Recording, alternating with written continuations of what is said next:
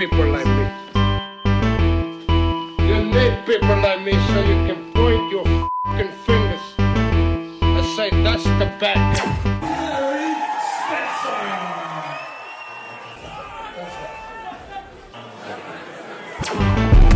That's the bad guy. That's the bad guy. That's the bad guy. That's the bad guy.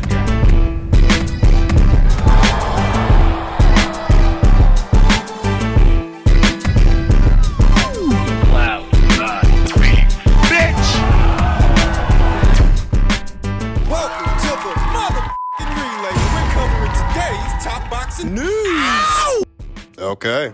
We'll start with this. It appears that there's been a change in plan to Mary Spencer's upcoming fight on the undercard of Mobili versus Gongora. She's not fighting O'Glady Suarez anymore. She will be fighting Brazilian amateur standout Adriana dos Santos Araujo, who in many ways is a better, more put-together fighter fundamentally than O'Glady Suarez. Even if she ain't got as many pro fights as O'Glady's, she does have the amateur background that O'Glady Suarez doesn't have. Now, what the reason in particular? Why'd they swap her out?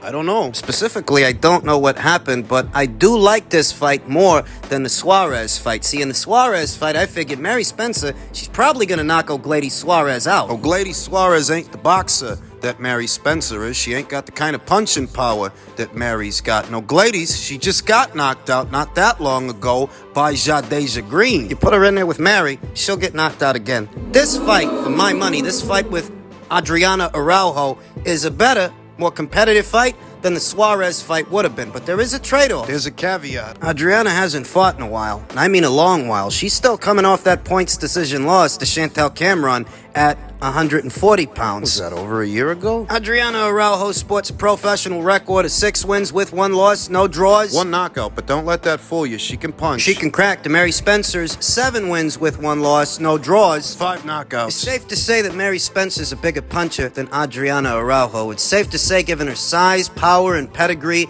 that Mary's still got an edge going into this thing. But like I said, Adriana is a better, more put-together fighter than O'Glady Suarez would have been. So I like this fight a little bit more than I like that fight, even if Adriana is coming off a decent-sized layoff. She must be strapped for cash taking on a fight like this under these circumstances. She must be, because this ain't the kind of fight. This ain't the kind of fighter that you fight when you're coming off a long layoff. They must have offered her something substantial to take Mary on. It's a good fight. And as stated, they're both coming off of losses, Adriana and Mary. They both are. Adriana's coming off that points decision loss to Chantel Cameron, whereas Mary's coming off her first professional loss at the hands of former champion Femke Hermans. A shock upset loss because I was convinced that Mary was going to plow through her, and it was the exact opposite. Femke Hermans' experience in counterpunching, those counter hooks, she took Mary by surprise, and she did a very good job of using Mary Spencer's trademark aggression against her. You could tell that Mary Spencer, she was going for an early finish. She wanted to jump on Femke Hermans early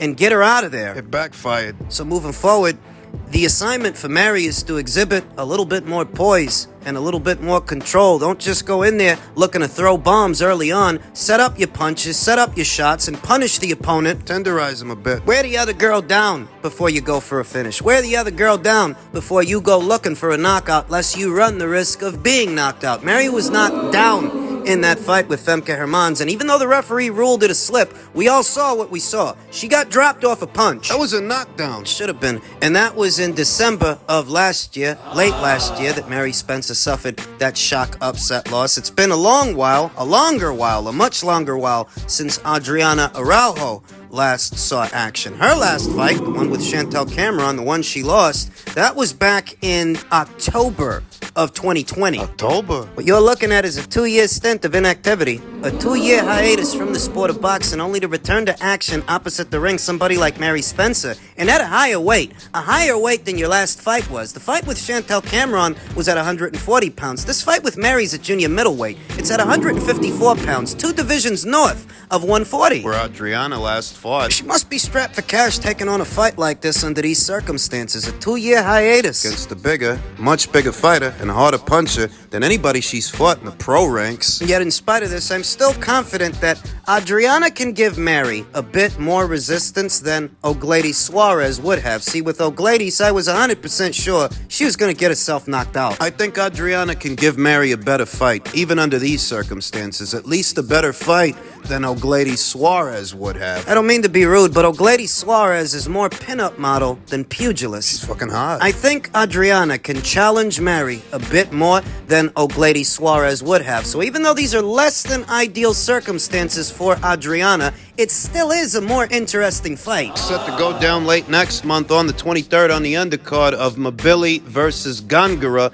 Keep your eyes peeled for Mary Spencer versus Adriana Araujo. And I like Mary's chances. Men's welterweight news, a story that's got a lot of people's attention. Reigning 3-division WBO welterweight champion Terence Crawford took aim at two very well-known content creators in a YTBC. When you spend that much time running a smear campaign on a guy, it's only a matter of time before he finds out who you are. Terence Crawford stated, "Fanon Boxing and Boxing Ego are both some hoes, and their mamas should have swallowed them both. I'll tell both of them to their face, too." They're the biggest sack hangers, and I'm done talking about it. From the moment that Terence Crawford versus Errol Spence Jr. became a conversation many years ago, well-established lines in the sand were drawn. There's no way you can address this subject without You have to pick a side. contrasting views when it comes to why this fight hasn't happened yet. Who's to blame? Whose fault is it? Polar opposites. Views on why this fight hasn't happened yet are wildly different depending on who you ask. Fanon Boxing himself addressed Terence Crawford's tweet saying, "Stay blessed, champ. I wish nothing but the best to you and yours." Terence Crawford replied by saying, "No, you don't. Stop the cap for the media. All you do is lie and hate on me. You're a sucker." It's a bit disingenuous for Fanon Boxing to claim that he wishes Terence Crawford nothing but the best, While tearing him down. belittling him and berating him to your audience, both Fanon Boxing and Boxing Ego. Two well-known content creators in the YTBC, two of the bigger and older channels in the YouTube boxing community that have spent a sizable amount of time belittling and berating and tearing down Terence Crawford. In truth, it was only a matter of time before he'd catch wind of who these people are, who they are by name. Given how much time they've poured into this and how many videos they've pumped out over time in reference to this particular subject. These are not the kind of content creators that cover the entire sport of boxing, you understand. They only really gravitate towards certain subjects and certain fighters due to their audience and who they gravitate towards. In essence, what these guys do is pander to a niche audience within a niche sport. The rise of these kinds of The channels. size of their audience is due to the delineation of the line that separates punditry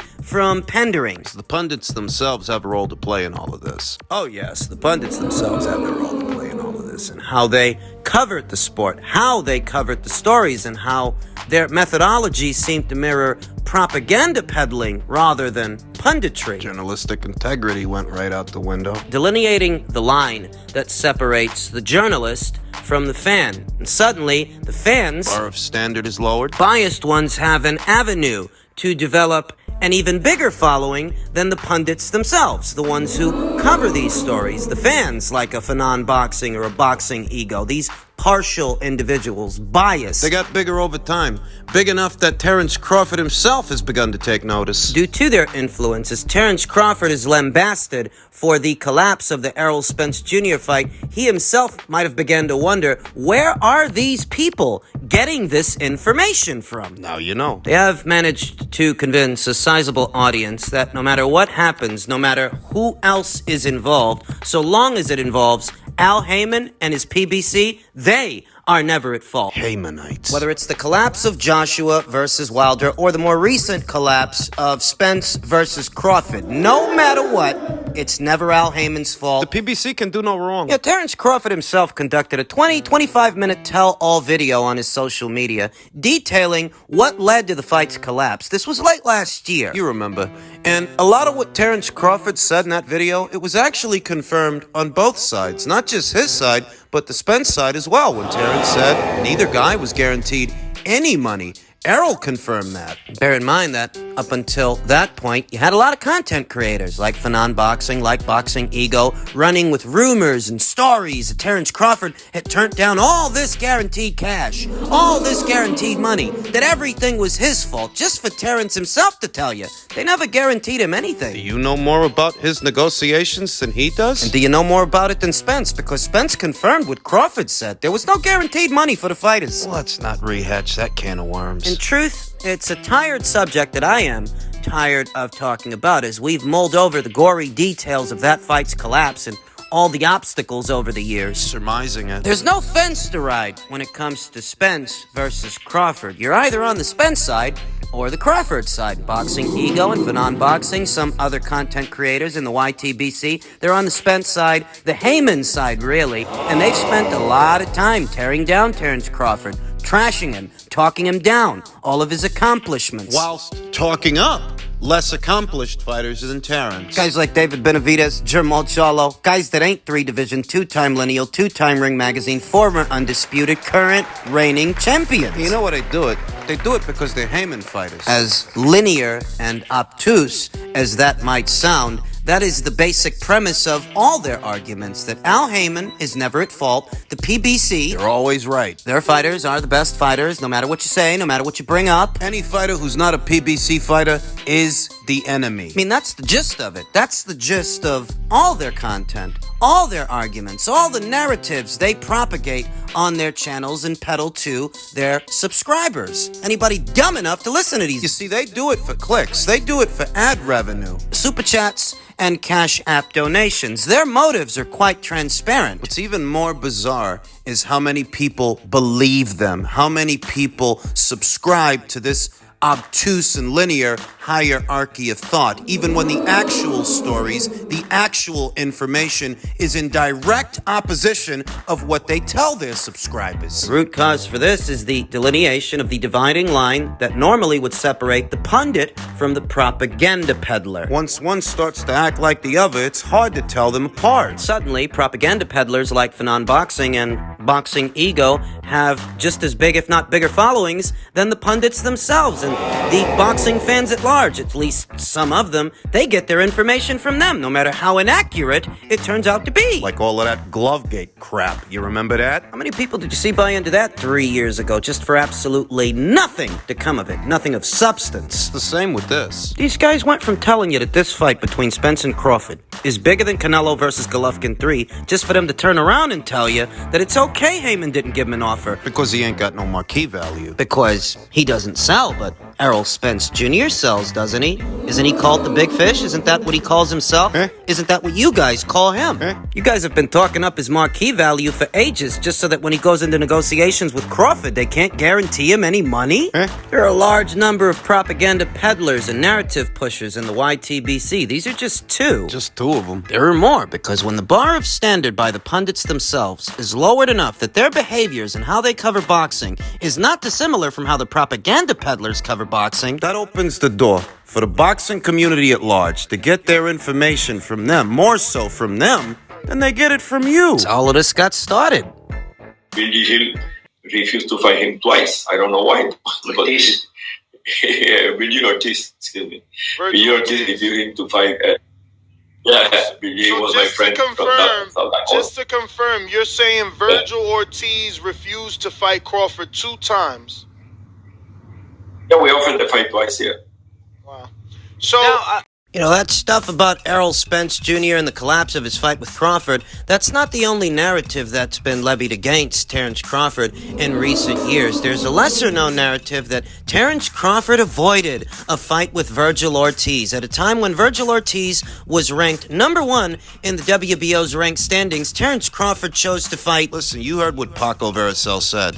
The president of the WBO stated quite plainly in plain English that fight was offered to Virgil Ortiz 2 times in previous instances, and he refused it. Both times. That takes care of that narrative. Paco's got no reason to lie. That kills it. For anyone who's been running around telling every man, woman, and their dog, anyone who would listen, that Terrence was avoiding Virgil Ortiz, and rest assured, these individuals are out there. I've bumped into one or two of them here in the YTBC and on social media. That takes care of that narrative. Why the fuck would Paco Verasel lie on Terrence Crawford's behalf? What's his stake in all of this? We know what Oscar De La Hoya's stake in all of this is. He promotes Virgil Ortiz, so of course he's going to take to his social media and say, contrary to rumored reports, Virgil Ortiz has never ever ducked or turned down any fight. April 29th is a very dangerous fight against a Montestanionis. After we win, we are putting every welterweight champion on notice. Let's go. Oh, look, a case of he said, she said. I guess it all just boils down to belief in a bona fide case of he said, she said. Who do you believe? Paco Verasel, who's got no reason to lie, or Oscar De La Hoya? I'll tell you what I think. For a while now,